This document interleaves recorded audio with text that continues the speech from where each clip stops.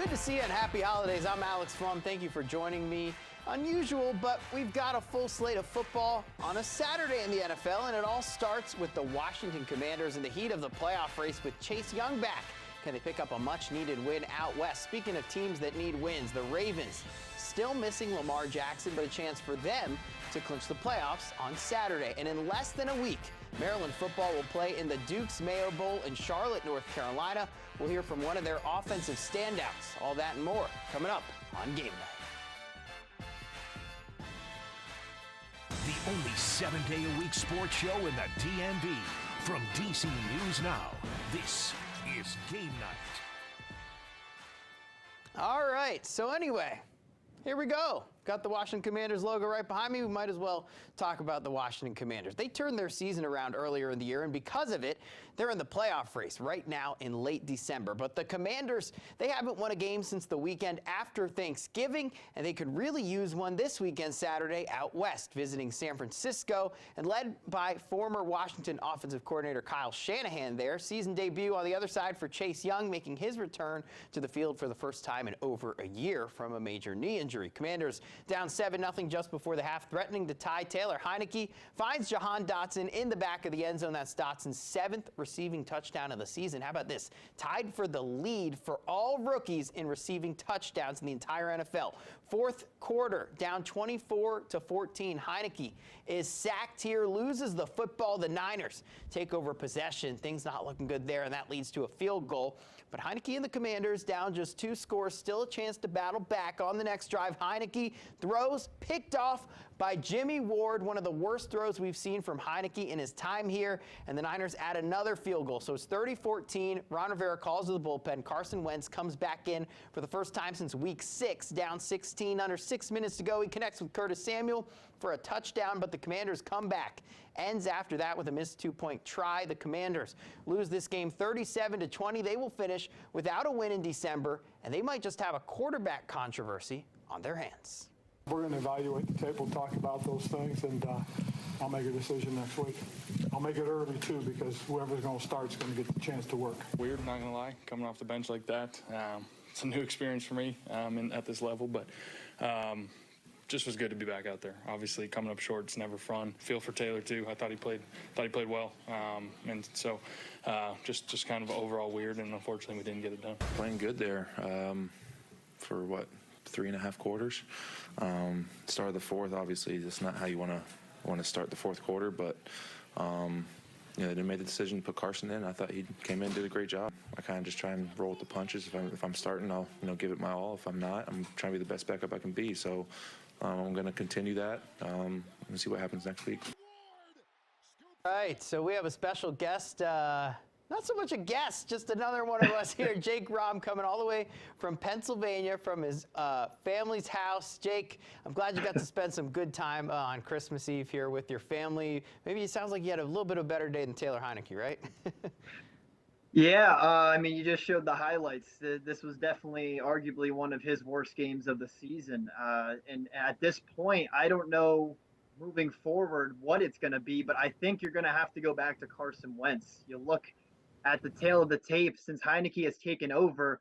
Yeah, the team has done better, but he really hasn't been the reason for their success. A strong running game. They've been really good on the ground with Brian Robinson, Antonio Gibson. The line has been playing well, but today against the 49ers defense, it was a complete different thing.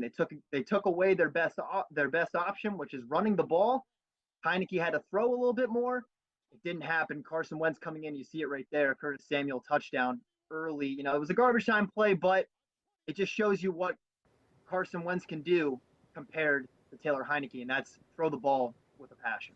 Talk about that being in garbage time. I mean, just seeing the difference. Yes, Heinicke gets everybody behind him. He can extend plays with his feet. But watching Carson Wentz, it just seems like he throws the ball downfield with so much more ease. And Ron Rivera, you heard him say before, he's going to decide this week, and he's going to decide early this week. So whoever is going to start is going to get time with the ones. It's looking right now, if I had to guess, seems like he might want to go with Wentz here next week. I'm with you, Alex. I really think that Wentz is the choice moving forward. You already kind of said it. He has the arm talent that Heinicke lacks. And it's something that Heinicke even said in the offseason that he worked on. He was trying to get better at throwing those deep balls where he wasn't floating up there and leaving his receivers kind of on an island to, take a big hit. Wentz, on the other hand, he kind of has a little more zip to it. He's always had that coming out of college, and I think moving forward with 2 games left, he's my decision, in my opinion, especially after what I saw today. I know the 49ers defense is tough, but you got to go with Wentz moving forward, in my opinion. Now, a theme I've noticed, though, whoever's at quarterback, it seems like at different points this year, the offensive line has really struggled. Jake, I want to know your take on that. Yeah, the offensive line, they met their match today. Obviously, the 49ers defense, arguably the best defense in the league, especially up front with Nick Bosa and some of those dogs that they got coming after the quarterback. And it just didn't seem like they could get the running game going early on. They got behind, and it seemed like they had to get out of their elements to try to get back into it. But when you look at the stats, Brian Robinson, 22 carries, 58 rushing yards. That average is not good, and that's not really what he's been doing.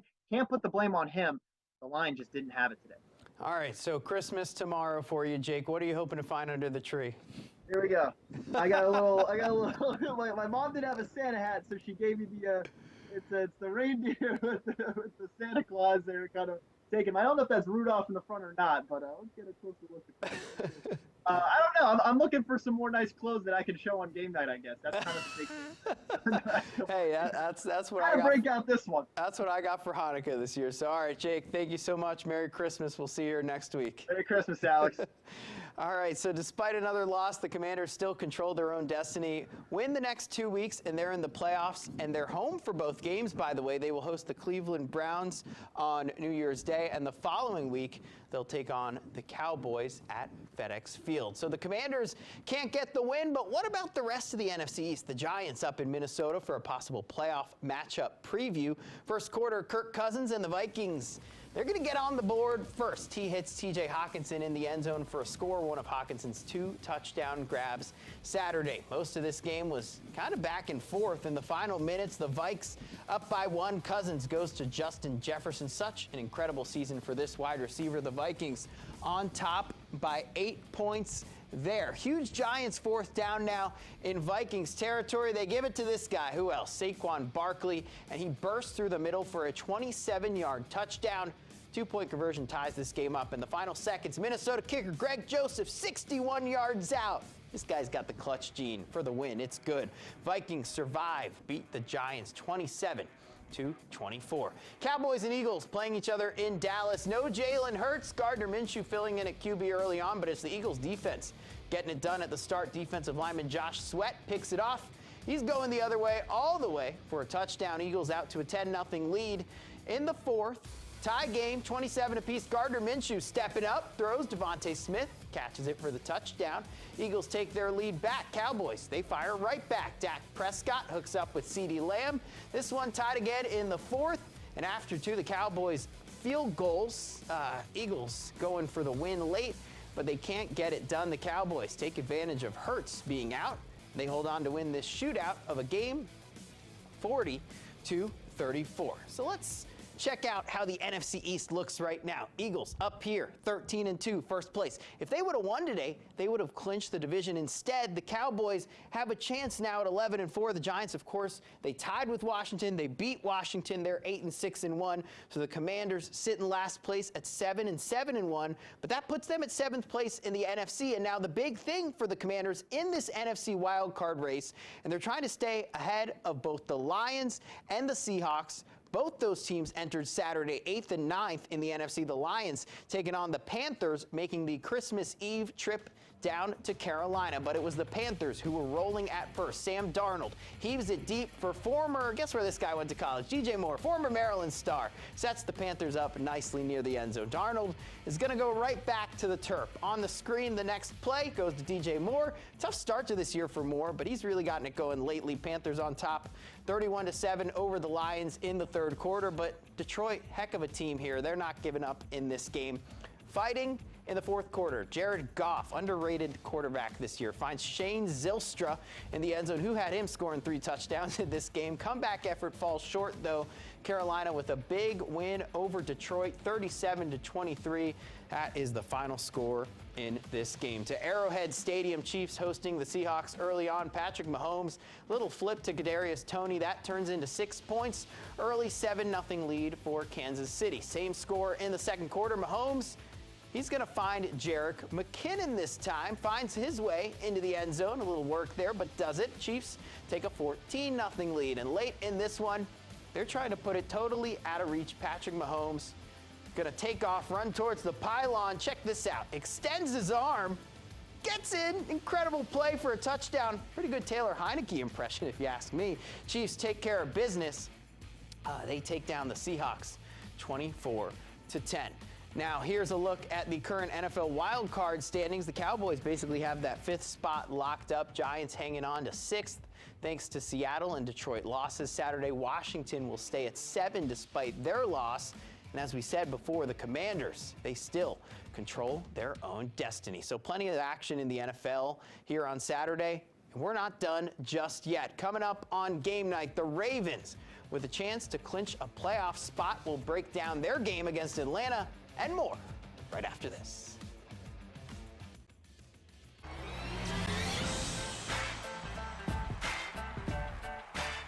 In Baltimore, with Lamar Jackson still out with an injury, the Ravens actually have a chance to clinch the playoffs Saturday, hosting the Atlanta Falcons at M&T Bank Stadium. We'll go there now. Second quarter, the Ravens up 6-0, but trouble brewing. Atlanta driving down the field. Marlon Humphrey says, not so fast. Forces a fumble. Patrick Queen scoops it up. Baltimore takes over possession and taking advantage. They're going to get all the way down to the red zone here. Tyler Huntley has done a nice job filling in for Lamar, makes a beautiful throw to Demarcus Robinson. That's a touchdown. Ravens in total control of this game, and that's actually the first touchdown for a Ravens wide receiver since week 3 all the way back in September. So they go for 2. Why not? Tyler Huntley going to take the snap. He's going to run it right down the middle, and that gives the Ravens a 14-0 lead in this game. We go to the second half. Falcons try to come back. 4th and goal. Tyler Algier takes the handoff, totally stuffed by that Ravens D. That unit had a phenomenal day, and the Ravens somehow continue to get it done. Head coach John Harbaugh, a big part of that.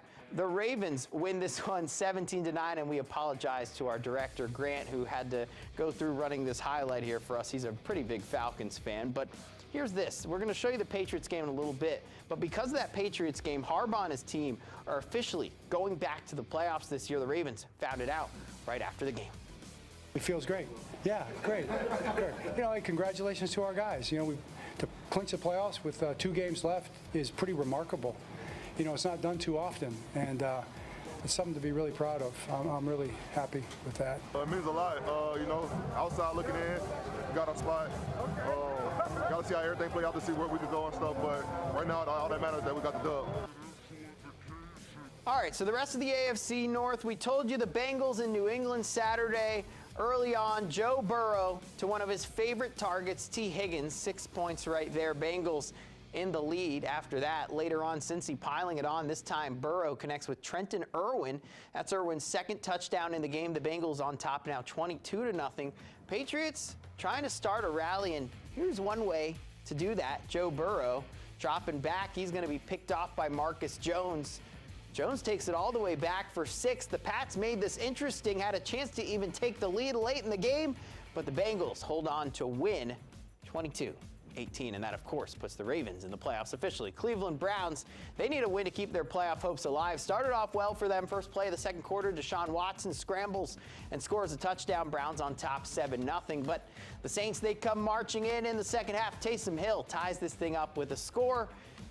Nice play there, 10-10 in the third. Taysom Hill, he can do just about anything for that offense. Later on, Alvin Kamara pounds his way through for a touchdown. First lead of the game for New Orleans, and that's the only lead they'll need. Saints win 17-10, eliminating the Browns from playoff contention. Check in on the Steelers and Raiders this game in the fourth quarter. As we speak, the Raiders on top 10-3. Steelers clinging to their playoff hopes. Let's take a look at the AFC North standings now. The Bengals Right now, they sit at first place. There we go, 11-4. They've clinched the playoffs here. You see the Ravens, again, clinching the playoffs today. They're 10-5. Steelers 6-8. And then the Browns, a lot of high hopes for them this season. They've had some success in past years, but just a tough season for the Browns. They drop to 6-9.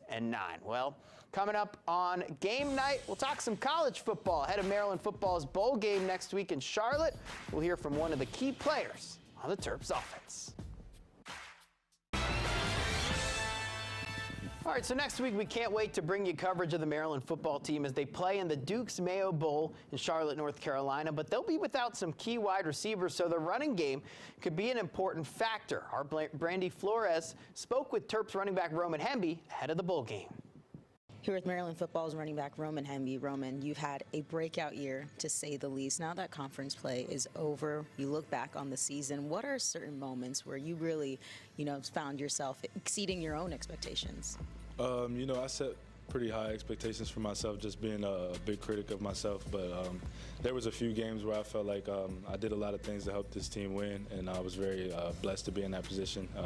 Northwestern game, Buffalo game, Indiana, and even Rutgers. I felt like I did a really good job to help this team win, and I was put in a position by my teammates to help this team win as well.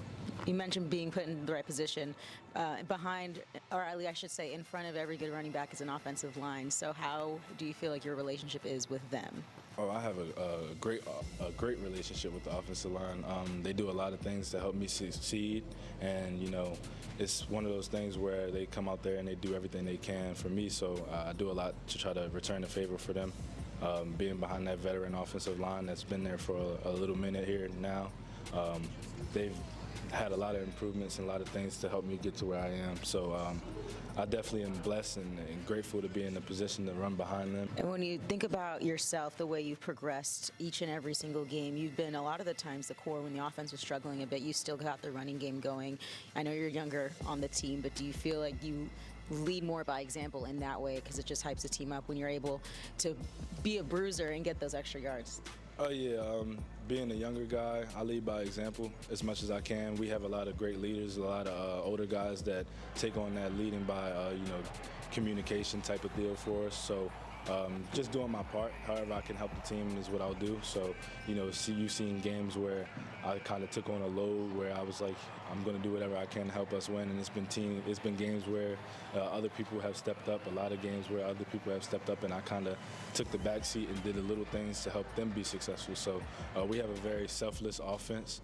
A lot of people that don't really care who gets the recognition, and we just go out there and we play for each other. And I feel like that's what got us to this point and the success that we've had. Yeah. Speaking of other guys, maybe you guys working together to get the offense going, Antoine Littleson, you guys have been working well in tandem. What's your relationship like with him, and how do you guys motivate each other? Oh yeah, we call it like a 1-2 punch type of deal.